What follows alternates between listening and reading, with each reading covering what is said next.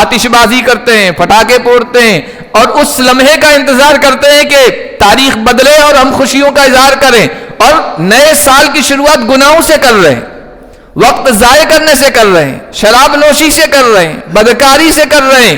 نئے سال کی شروعات اس طرح سے ہو رہی ہے، اور کہتے ہیں کہ نیا سال ہماری زندگی میں آ گیا ہے۔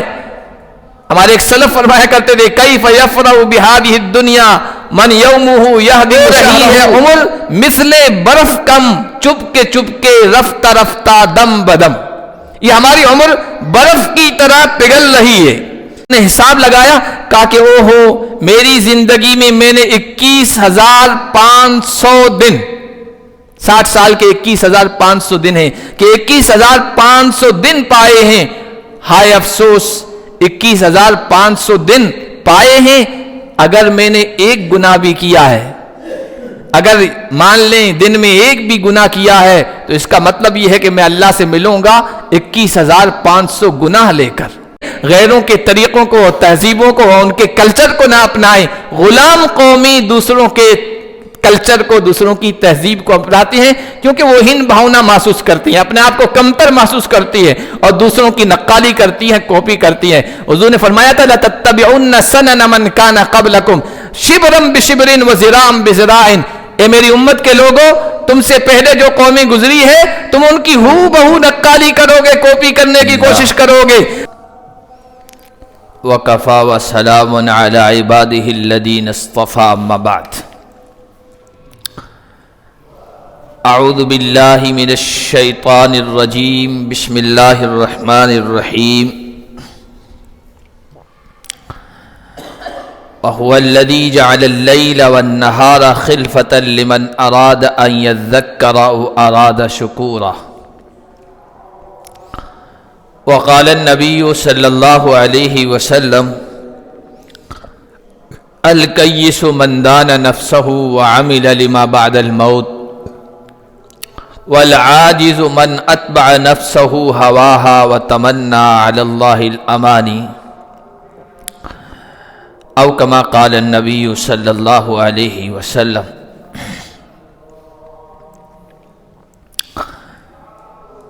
محترم بزرگوں اور عزیز دینی بھائیوں، سورج اور چاند کا یہ جو نظام ہے یہ اللہ تعالیٰ کا بنایا ہوا ہے، اور سال اور زندگی کا، مہینوں اور دنوں کا جو نظام بنایا ہے یہ سورج اور چاند ہی سے انسانوں نے اللہ کے دیے ہوئے دماغ اور اس کی دی ہوئی عقل کو استعمال کر کے بنایا۔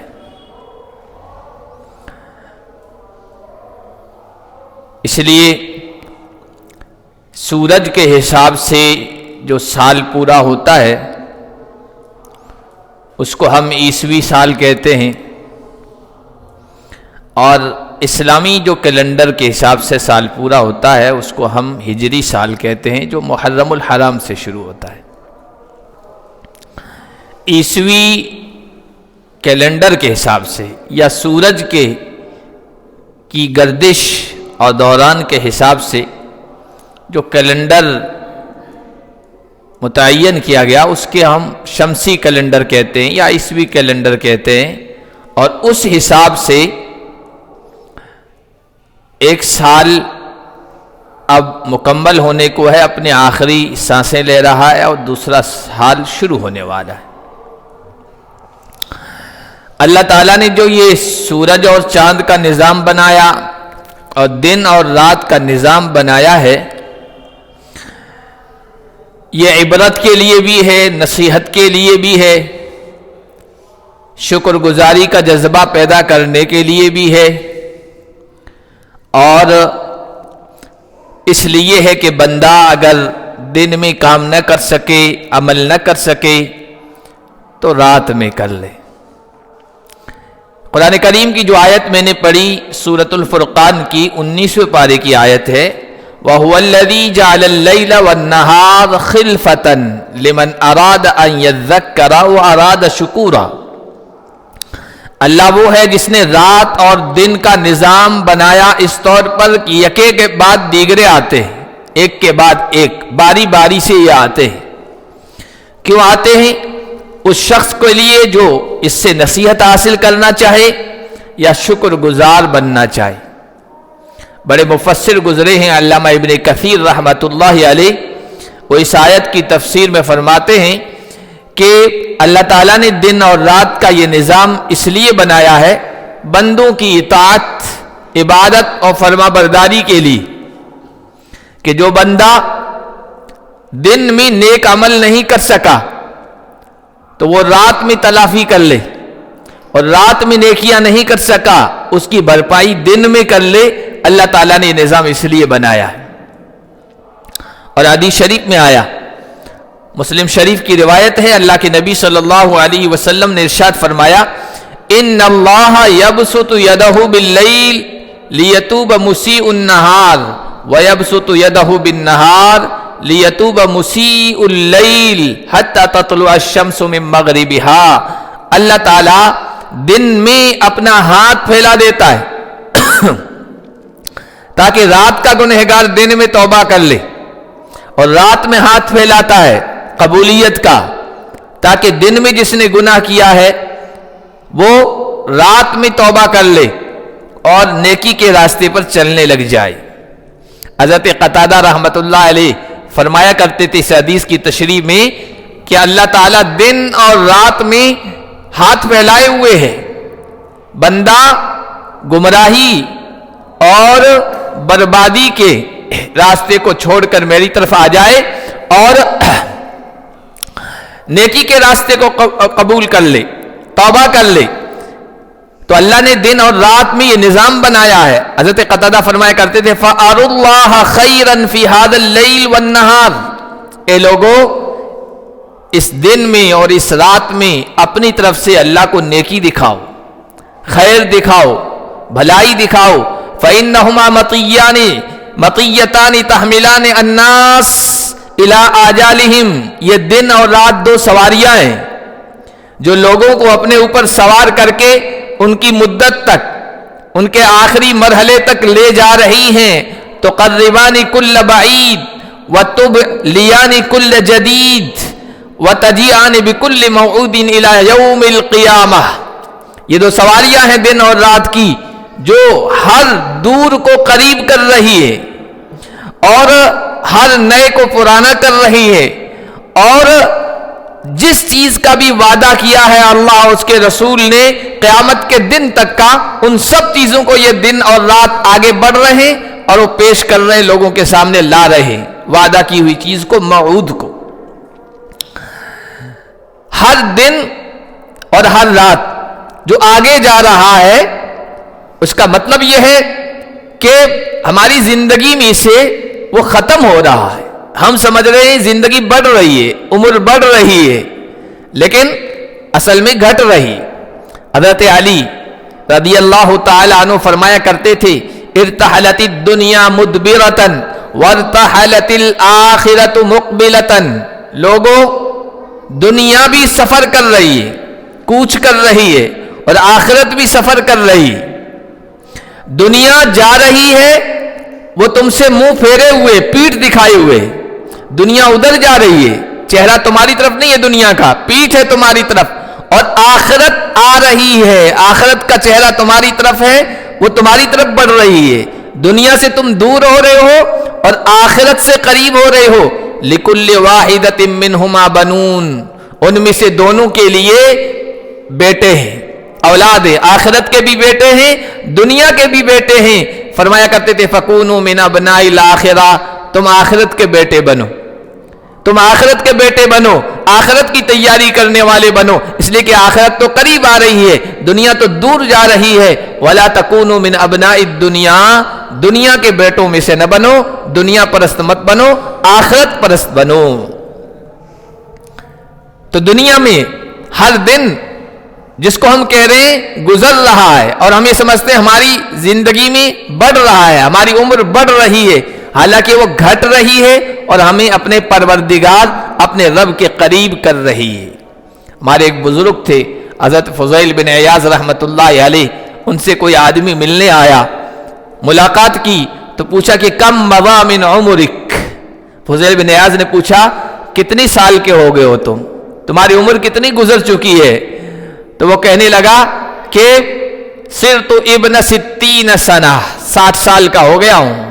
تو حضرت فضیل بن عیاض رحمۃ اللہ علیہ نے کہا سبحان اللہ، 60 سال سے تم اپنے رب کی طرف جا رہے ہو، 60 سال سے تم اپنے رب کی طرف جا رہے ہو، رب کی طرف بڑھ رہے ہو، تو رب سے ملاقات کے لیے تم نے کیا کیا ہے؟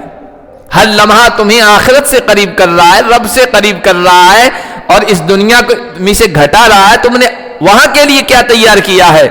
تو افسوس کرنے لگا ایسی کوئی زیادہ تیاری نہیں کی ہے، آپ بتائیے میں اب کیا کروں؟ تو حضرت فضیل بن عیاض نے کہا خذ من صحتک لمرضک ومن فراغک لشغلک وتصدق من مالک وابذل من بدنک۔ اللہ نے اب بھی صحت دے رکھی ہے، تندرستی دے رکھی ہے نا، تو اب بیماریاں آنے والی ہیں، اس کے لیے تیاری کر لو۔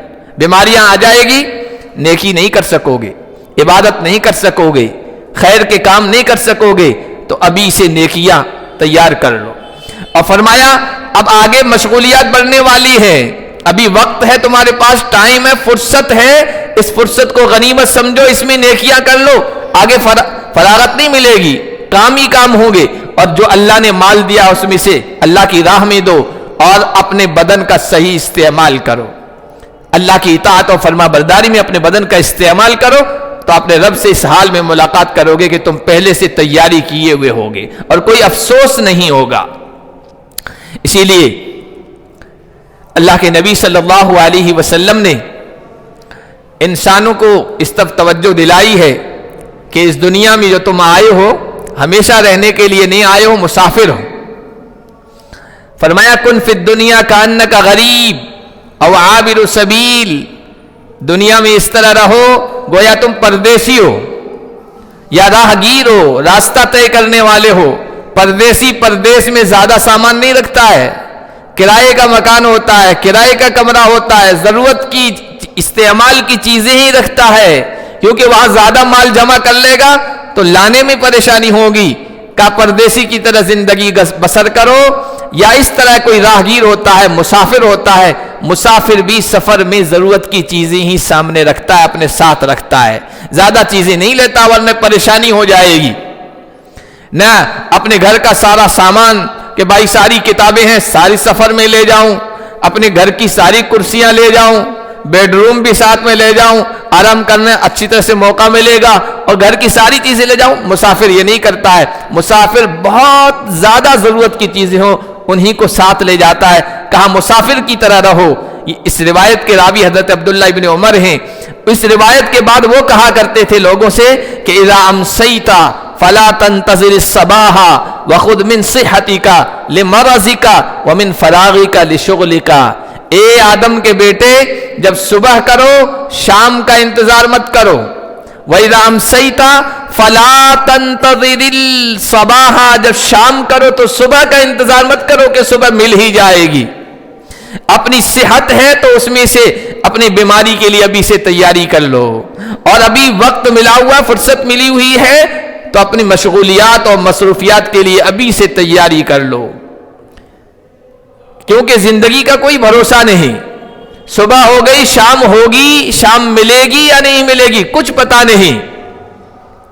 وہ کسی نے کہا ہے نا کہ امید نہیں یا جینے کی صبح تا شام، ہستی کو اپنی سمجھو خورشید لب بام، یہاں کام ایسا کرو جو آ جائے وہاں کام، خدا جانے کب آ جائے موت کا پیغام، اپنی کوئی ملک نہ املاک سمجھنا، ہونا ہے تمہیں خاک سب خاک سمجھنا۔ زندگی کا معاملہ ایسا ہے جیسے ڈوبتا سورج، اب ڈوبا تب ڈوبا، زندگی کا معاملہ بھی یہی ہے۔ اسی لیے حضور نے فرمایا مسافر کی طرح رہو یا پردیسی کی طرح رہو۔ اللہ کے نبی صلی اللہ علیہ وسلم نے ہمیں یہ بھی بتایا کہ یہ جو زندگی تم گزار رہے ہو یہ گزار کر اللہ کے دربار میں پہنچو گے اور اس زندگی کے بارے میں پوچھا جائے گا۔ آدم کے بیٹے کے پیر میدان محشر سے اس وقت تک نہیں ہٹیں گے جب تک کہ اس سے 4 سوال نہ کر لیے جائیں اور اس کے جوابات وہ نہیں دے دے گا، بلکہ اس میں 5 سوال ہیں۔ حضور نے فرمایا ان عمرہ فیما افنا، یہ جو زندگی ہم نے دی تھی اس کو کہاں فنا کیا، کہاں گزارا، کہاں ختم کیا، یہ سوال کیا جائے گا. وَعَنْ شَبَابِهِ فِيمَا أَبْلَاهُ، جوانی کے بارے میں پوچھا جائے گا کہ اس کو کہاں بھلایا. حالانکہ آپ دیکھیے زندگی چند مرحلوں کا نام ہے، بچپن ہے، جوانی ہے، ادھیڑ عمر ہے، پھر بڑھاپا ہے. یہ 4 مرحلے ہیں زندگی میں. تو جوانی تو اس میں آ جاتی ہے، لیکن پھر بھی اللہ تعالیٰ نے کہا الگ سے جوانی کے بارے میں سوال کیا جائے گا، اس لیے کہ جوانی کا مرحلہ وہ ہے جس میں طاقت ہوتی ہے، قوت ہوتی ہے، انسان کچھ کر گزرنے کو اس کا جی چاہے تو کر گزرتا ہے، سب کچھ کر سکتا ہے. بچپن کو اللہ تعالیٰ نے کہا ہے کمزوری کا زمانہ، بڑھاپے کو اللہ تعالیٰ نے کہا ہے کمزوری کا زمانہ ہے. اللہ خلقکم من ضعف، اللہ نے تمہیں کمزوری سے پیدا کیا. بچہ آتا ہے کچھ بھی نہیں کر سکتا ہے، دوسروں کا محتاج، دوسروں کا ضرورت مند، لاچار و بے بس. خلقکم من ضعف ثم جعل من بعد ضعف قوة، اللہ نے پھر اس کمزوری کے بعد قوت عطا کی، طاقت عطا کی، جوان بنایا. ثم جعل من بعد قوة ضعفا وشيبا، پھر اس طاقت و قوت اور جوانی کے بعد اللہ نے کمزوری اور بڑھاپا دیا. تو ادھر بھی کمزوری ادھر بھی کمزوری، بیچ کا جوانی کا جو مرحلہ ہے یہ بہت اہم ہے. اس لیے اللہ نے فرمایا، حضور نے فرمایا زندگی کا سوال کیا جائے گا، عمر کے بارے میں پوچھا جائے گا. عمر ہی کا ایک حصہ جوانی ہے، لیکن جوانی کے بارے میں الگ سے سوال کیا جائے گا. وَعَنْ مَالِهِ مِنْ أَيْنَ اكْتَسَبَهُ وَفِيمَ أَنْفَقَهُ، مال کے بارے میں پوچھا جائے گا. 2 سوال کیے جائیں گے، آیا کہاں سے اور گیا کہاں، حاصل کہاں سے کیا، کس طریقے سے کیا، جائز طریقے سے کہ ناجائز طریقے سے، حلال طریقے سے کہ حرام طریقے سے، اور خرچ کہاں کیا، جائز جگہوں میں، مباح جگہوں میں، ضرورت کی چیزوں میں، یا حرام کاموں میں، فضول خرچیوں میں، کس جگہ خرچ کیا ہے. مال کے بارے میں 2 سوال کیے جائیں گے. وَعَنْ عِلْمِهِ مَاذَا عَمِلَ فِي مَا عَلِمَ، علم کے بارے میں پوچھا جائے گا، جو کچھ تمہیں دین اور شریعت کی بات معلوم ہوئی تھی اس پر کتنا عمل کیا ہے. تو یہ زندگی کے جو بھی مرحلے گزر رہے ہیں وہ ایسے ہی نہیں گزر رہے ہیں یا ایسے ہی نہیں چلے جائیں گے. اللہ تعالیٰ کے ہاں اس کے بارے میں جواب دینا پڑے گا. قرآن کریم میں آیا سورہ الفاطر میں، اللہ تعالیٰ اگر کسی کو زندگی میں اتنی مہلت دے کہ اس میں وہ بہت کچھ کر سکتا ہے، عبرت حاصل کر سکتا ہے، نصیحت حاصل کر سکتا ہے، نیکیاں کر سکتا ہے، اللہ کی فرما برداری کر سکتا ہے، اور اس کے بعد بھی نہ کرے تو پھر اللہ کے یہاں پکڑا جائے گا. اور کل قیامت کے دن جب دیکھے گا نیکیاں ہیں نہیں برائیاں ہیں، تو وہاں کہے گا کچھ مہلت دے دیجئے مولا، ایک مرتبہ اور چانس دے دیجئے، میں اپنے آپ کی اصلاح کر کے آؤں گا، اپنے آپ کو سدھار کے آؤں گا. لیکن وہاں قرآن کہتا ہے، اللہ تعالیٰ کہیں گے اولم نعمرکم ما یتذکر فیہ من تذکر وجاءکم النذیر، کیا ہم نے تمہیں اتنی زندگی، اتنی عمر نہیں دی تھی کہ جس عمر میں نصیحت حاصل کرنے والا نصیحت حاصل کر سکتا تھا اور تمہارے پاس نذیر آ گیا تھا. نذیر کا مطلب ڈرانے والا، نذیر کا مطلب چوکنا کرنے والا، نذیر کا مطلب بتلانے والا، خبردار اور ہوشیار کرنے والا. اب نذیر سے کیا مراد ہے؟ بعض حضرات نے کہا، مفسرین نے، نذیر سے مراد سفید بال ہے. اگر تمہارے سر میں اور داڑھی میں سفید بال آ گیا، تمہیں ہوشیار کر دینے والا، اللہ کی طرف سے وارننگ دینے والا آ گیا ہے. اب چلاؤ کا دور شروع ہو گیا ہے، اب وہاں کی تیاری کرو. بعض حضرات نے کہا اگر کسی کے پوتا پیدا ہو گیا ہے نا تو دادا کے لیے نذیر ہے، وہ اطلاع کرنے والا ہے. بس اب آپ کی زندگی بہت کم رہ گئی ہے، آپ کا جانشین، آپ کا خلیفہ، آپ کا نمائندہ اس دنیا میں آ گیا ہے. اب آپ کی زندگی کا سورج اب ڈوبا تب ڈوبا، اب وہاں کے لیے تیاری کرو. یہ نذیر سے مراد ہے. حضرت عمر بن خطاب رضی اللہ تعالیٰ عنہ نے نصیحت کے لیے، سبق کے لیے ایک آدمی طے کر رکھا تھا جو ان کے آخرت کی یاد دلاتا تھا، موت کی یاد دلاتا تھا. ایک دن اچانک انہوں نے آئینہ دیکھا اور آئینے میں کچھ بال سفید ان کو نظر آئے داڑھی میں یا بالوں میں. تو اس کو کہا کہ اب تمہاری ڈیوٹی ختم، اب تمہاری ذمہ داری ختم. اس نے پوچھا کیوں عمر امیر المومنین، کوئی غلطی ہو گئی ہے، گستاخی ہو گئی؟ کہا نہیں، اب میرے بالوں میں کچھ سفیدی آ گئی ہے، اب آخرت کی یاد کے لیے، موت کی تذکیر کے لیے اور قبر کی تیاری کے لیے یہی کافی ہے۔ اب مجھے یہ یاد دلاتا رہے گا، اب چل چلاؤ کا دور ہے، آخرت کی تیاری کرو، آگے کی مراحل اور آگے کی منزلوں کی تیاری کرو۔ اسی لیے ایک بزرگ تھے ہمارے حضرت داؤد طائی رحمت اللہ علیہ، وہ کہا کرتے تھے یا اخی انما اللیل والنہار مراحل، یہ تمہارے دن اور رات ہے نا، یہ تمہاری زندگی کے مرحلے ہیں، موڑ ہیں، اسٹاپ ہیں۔ آپ سفر کرتے ہیں نا، جیسے یہاں سے جے پور سفر کرنا ہے تو بھائی جودھ پور سے نکلتے ہوئے کیا آئے گا کہ فلاں اسٹاپ آئے گا، فلاں اسٹاپ آئے گا، فلاں جگہ پر ٹرین رکے گی۔ یہ سفر کے مرحلے ہوتے ہیں، اسٹاپ ہوتے ہیں، رکنے کی جگہیں ہوتی ہے۔ تو یہ دن اور رات یہ زندگی کے مرحلے ہیں۔ تنزل بالناس مرحلتن مرحلتن، یہ لوگوں کو ایک ایک اسٹاپ پر، ایک ایک رکنے کی جگہ پر اور پڑاؤ پر روکتے ہیں۔ حتی ینتہی بہم ذالک الی آخر سفرہم، یہاں تک کہ ایک ایک اسٹاپ سے گزرتے ہوئے آخری جو منزل ہوتی ہے، آخری ٹھکانہ ہوتا ہے، وہاں تک پہنچا دیتے ہیں۔ فَإِنِ اسْتَطَعْتَ أَن تُقَدِّمَ فِي كُلِّ يَوْمِ مَرْحَلَةٍ زَادًا لِمَا بَيْنَ يَدَيْهِ فَافْعَلْ، اے آدم کے بیٹے، جہاں تیری زندگی کا ایک مرحلہ آ جائے، ایک اسٹاپ آ جائے، موڑ آ جائے، اگلے مرحلے کے لیے تو توشہ، سامان سفر میں کام آنے والی چیز تیار کر لے، تو یہ تمہارے لیے بہتر ہے تاکہ اگلے موڑ پر، اگلے مرحلے پر کام آئے۔ یہ زندگی کے مرحلے ہیں، ان میں توشہ سفر، زیادہ سفر کا سامان، آخرت کے قبر حشر کا سامان تیار کر لو، یہ تمہارے لیے بہتر ہوگا۔ تو یہ زندگی کے مرحلے ہیں، دن اور رات، یا یوں کہیے یہ ایک ایک سیکنڈ، ایک ایک منٹ، ایک ایک دن، ایک ایک مہینہ اور ایک ایک سال جو گزر رہے ہیں نا، یہ مرحلے ہیں، ہماری زندگی کے مرحلے ہیں۔ ہر مرحلے پر کچھ نہ کچھ نیکی کر لو۔ توشہ سفر، سامان سفر سے مراد یہاں نیکیاں ہیں، اللہ کی اطاعت ہے، فرما برداری ہے، ان مرحلوں میں اچھے کام کر لو۔ حضرت عبداللہ ابن مسعود رضی اللہ تعالیٰ عنہ جلیل القدر صحابہ میں سے ہیں، وہ فرمایا کرتے تھے ما ندمت علی شیء ندمی علی یوم غربت شمسہ نقص فیہ اجلی ولم یزدد فیہ عملی، مجھے کبھی کسی چیز پر ندامت نہیں ہوئی، افسوس نہیں ہوا، اور کبھی کسی چیز پر اتنی شرمندگی نہیں ہوئی جتنی ندامت اور شرمندگی اس دن پر ہوئی جس دن کا سورج ڈوب گیا، جس میں میری زندگی کا ایک حصہ کم ہو گیا، میری ویلڈٹی کم ہو گئی، مدت کم ہو گئی، اور اس میں نیکیوں کے اعتبار سے میں بڑا نہیں، میرے عمل میں اضافہ نہیں ہوا، نیکیوں میں اضافہ نہیں ہوا۔ سب سے زیادہ افسوس مجھے اس دن پر ہوتا ہے۔ تو سب ہم جا رہے ہیں اللہ کی طرف، یہ سال پورا ہو رہا ہے نا، ہم سمجھ رہے ہیں ہماری عمر بڑھ رہی ہے، زندگی بڑھ رہی ہے، حالانکہ کم ہو رہی ہے۔ کسی نے کہا ہے ہو رہی ہے عمر مثل برف کم، چپ کے رفتہ رفتہ دم بدم، یہ ہماری عمر برف کی طرح پگھل رہی ہے۔ برف لا کے رکھیے، وہ پگھلتی ہے، ہمیں محسوس بھی نہیں ہوتا ہے، یہاں تک کہ جب وہ ختم ہو جاتی ہے تب پتہ چلتا ہو برف تو پگھل گئی، ساری ختم ہو گئی۔ تو ہو رہی ہے عمر مثل برف کم، چپ کے رفتہ رفتہ دم بدم، آہستہ آہستہ چپ کے یہ زندگی ختم ہو رہی۔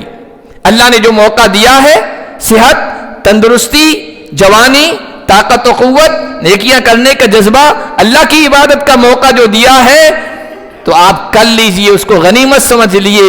سدا عیش دورہ دکھاتا نہیں، گیا وقت پھر ہاتھ آتا نہیں ہے۔ ایک مرتبہ زندگی کا کوئی بھی مرحلہ آپ کے ہاتھ سے نکل گیا، پھر واپس نہیں ملنے والا ہے۔ سب سے زیادہ قیمتی چیز یہی ہے، زندگی کے مرحلے ہیں، یہ دن اور رات ہیں، یہ ٹائم ہے، سب سے زیادہ قیمتی یہی ہے۔ اسی لیے اللہ نے قسمیں کھائی ہے قرآن میں، والعصر، زمانے کی قسم، وقت کی قسم، دن کی قسم، رات کی قسم، چاشت کی قسم، یہ سب قسمیں اللہ نے اس لیے کھائی ہے انسانوں کو معلوم ہو، انہیں احساس ہو کہ یہ وقت بہت قیمتی چیز ہے۔ اس لیے ہمارا وقت، ہماری عمر کن چیزوں میں خرچ ہو رہی ہے، ہمیں اپنا محاسبہ کرنا چاہیے، اپنا جائزہ لینا چاہیے۔ اللہ کے نبی کے صحابی خلیفہ ثانی حضرت عمر بن خطاب رضی اللہ تعالیٰ عنہ فرمایا کرتے تھے حاسبوا انفسکم قبل ان تحاسبوا وزنوها قبل ان توزنوا، اے لوگوں اپنا محاسبہ کر لو، اپنا حساب کتاب کر لو، اس سے پہلے کہ تم سے حساب کتاب لیا جائے، مانگا جائے، اور اس کو وزن کر لو اس سے پہلے کہ تمہارے اعمال وزن کیے جائیں۔ انسان دوسروں کو تو دھوکہ دے سکتا ہے، دوسروں سے اپنی کمیاں چھپا سکتا ہے، اپنے گناہ چھپا سکتا ہے، دن اور رات میں کیا کر رہا ہے چھپا سکتا ہے، لیکن خود اپنی ذات سے کسی چیز کو نہیں چھپا سکتا ہے۔ اس لیے سب سے بہترین حساب کتاب یا محاسبہ یہ انسان اپنی ذات کے بارے میں کر سکتا ہے، میں اپنے دن اور رات کو، اپنی زندگی کے ان قیمتی اوقات کو کن چیزوں میں خرچ کر رہا ہوں۔ حضرت میمون بن مہران ایک بزرگ گزرے، وہ فرمایا کرتے تھے لا یکون الرجل تقیا حتی یکون لنفسه اشد محاسبۃ من الشریک لشریکہ وحتی یعلم من این ملبسہ ومطعمہ ومشربہ۔ آدمی، ہم کہتے ہیں متقی و پرہیزگار، تقی اللہ سے ڈرنے والا، کہا کہ کوئی آدمی متقی، پرہیزگار، خدا ترس، اللہ سے ڈرنے والا اس وقت تک نہیں ہو سکتا ہے جب تک کہ اپنے نفس کا محاسبہ اتنا زیادہ سختی سے نہ کرے جتنا ایک پارٹنر اپنے دوسرے پارٹنر سے کرتا ہے۔ پارٹنرشپ میں کوئی معاملہ چل رہا ہو تو ہم کتنی نگرانی کرتے ہیں، کیا آ رہا ہے، کہاں جا رہا ہے، وہ کتنا خرچ کر رہا ہے، ایک ایک چیز کا حساب رکھتے ہیں نا۔ اپنے نفس کے معاملے میں اس سے زیادہ محاسبہ کریں اور اپنے نفس کی نگرانی کریں۔ اور فرمایا یہاں تک کہ انسان اس وقت تک متقی و پرہیزگار نہیں بن سکتا ہے کہ اپنے بارے میں وہ جان لے کہ اس کا جو لباس ہے یہ کہاں سے آیا ہے، جائز طریقے سے آیا کہ ناجائز طریقے سے آیا ہے، جو لقمہ اس کے حلق سے نیچے اتر رہا ہے یہ کس طریقے سے آیا ہے، کہاں سے آیا ہے، اور جو پی رہا ہے، استعمال کرنے والی جو چیزیں ہیں ان کے بارے میں اسے معلوم ہو جائے کہ یہ کہاں سے آ رہی ہے۔ تو یہ محاسبہ اس کو کہتے ہیں۔ یہ جو زندگی گزر رہی ہے، سال پورا ہو رہا ہے نا، تو ہمیں اپنا محاسبہ کرنا چاہیے۔ ہمارے ایک بزرگ سلف، وہ ایک دن بیٹھے اپنی زندگی کا حساب کتاب کیا، عمر کتنی گزر گئی، تو انہوں نے اپنی عمر کا حساب لگایا۔ جب بیٹھے ہیں عمر کا حساب لگایا، دیکھا کہ 60 سال کے ہو گئے۔ تو 60 سال میں کتنے دن ہوتے ہیں؟ ایک سال میں 360 دن۔ تو انہوں نے حساب لگایا، کہا کہ او ہو، میری زندگی میں میں نے 21,500 دن، 60 سال کے 21,500 دن ہیں کہ 21,500 دن پائے ہیں۔ ہائے افسوس، 21,500 دن پائے ہیں، اگر میں نے ایک گناہ بھی کیا ہے، اگر مان لیں دن میں ایک بھی گناہ کیا ہے، تو اس کا مطلب یہ ہے کہ میں اللہ سے ملوں گا 21,500 گناہ لے کر۔ یہ اللہ والے تھے جو اپنا محاسبہ کر رہے تھے اور اپنے گناہوں کو دیکھ رہے تھے، وہ ایک دن میں ایک گناہ شمار کر رہے ہیں۔ ہماری زندگی میں دن رات میں 24 گھنٹوں میں کتنے گناہ ہوتے ہیں، ہم تو کر کے بھی بھول جاتے ہیں، ہمیں پتہ ہی نہیں ہوا کتنے گناہ ہو رہے ہیں۔ تو اسلاف اس طرح محاسبہ کیا کرتے تھے۔ تو میرے محترم بزرگوں اور دوستو، یہ جو سال گزرتے ہیں اور ہماری زندگی کا ایک حصہ گزرتا ہے نا، لوگ تو خوشیاں مناتے ہیں، ہے نا، نیو ایئر سیلیبریشن، نیا سال منا رہے ہیں، خوشیاں منا رہے ہیں، گھروں کو سجاتے ہیں، بازاروں کو سجاتے ہیں، اور آتش بازی کرتے ہیں، پٹاخے پھوڑتے ہیں، اور اس لمحے کا انتظار کرتے ہیں کہ تاریخ بدلے اور ہم خوشیوں کا اظہار کریں، اور نئے سال کی شروعات گناہوں سے کر رہے ہیں، وقت ضائع کرنے سے کر رہے ہیں، شراب نوشی سے کر رہے ہیں، بدکاری سے کر رہے ہیں۔ نئے سال کی شروعات اس طرح سے ہو رہی ہے، اور کہتے ہیں کہ نیا سال ہماری زندگی میں آ گیا ہے۔ ہمارے ایک سلف فرمایا کرتے تھے کیف یفرح بہذہ الدنیا من یومہ یہدم شہرہ وشہرہ یہدم سنتہ وسنتہ تہدم عمرہ۔ مجھے افسوس ہوتا ہے اس شخص پر کہ وہ کیسے خوشی کا اظہار کر رہا، خوش ہو رہا ہے، وہ شخص جس کا ایک دن گزر گیا تو وہ ایک دن اس کے مہینے کو ختم کر رہا ہے۔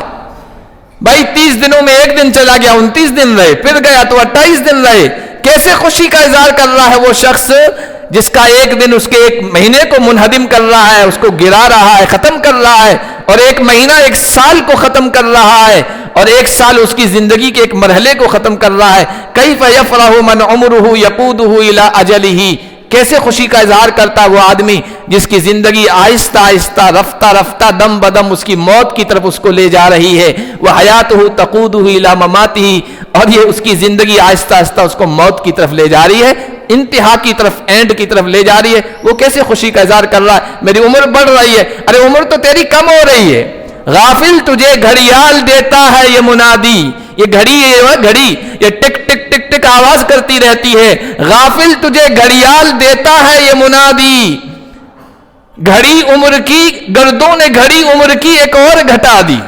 گردوں آسمان کو کہتے ہیں، ہم اس جگہ خدا کہہ لیں، اللہ تعالیٰ کہہ لیں، شاعر نے تو گردوں کو کہا ہے کہ یہ آسمان کا جو چکر ہے اس نے تمہاری زندگی کی ایک گھڑی اور گھٹا دی ہے۔ تو غافل تجھے گھڑیال دیتا ہے یہ منادی، گردوں نے گھڑی ایک عمر کی اور گھٹا دی۔ تو یہ ایک گھنٹہ گزر رہا ہے، ہماری زندگی کا ایک گھنٹہ کم ہو رہا ہے اور ایک مرحلہ ختم ہو رہا ہے۔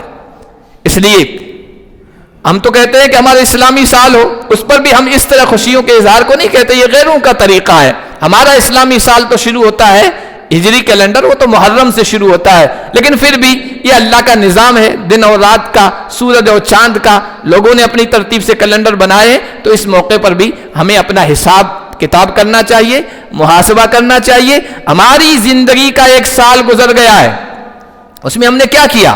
ایک سال کوئی معمولی نہیں ہے، 8,000 گھنٹے ایک سال میں ہوتے ہیں، 5 لاکھ منٹ آپ کو ملے، اور آپ نے جو سانسیں لی ایک سال میں 11 ملین، 1 ملین 10 لاکھ کا، وہ بھی ایک سانس آ رہی ہے، ایک اندر لے رہے ہیں ایک باہر نکل رہے ہیں، اس اعتبار سے دیکھیں تو 22 ملین ہوتے ہیں، 22 ملین بار آپ کو اللہ نے سانس لینے کا موقع دیا ہے، اور ایک سال میں دل آپ کا جو دھڑکا ہے وہ 40 ملین۔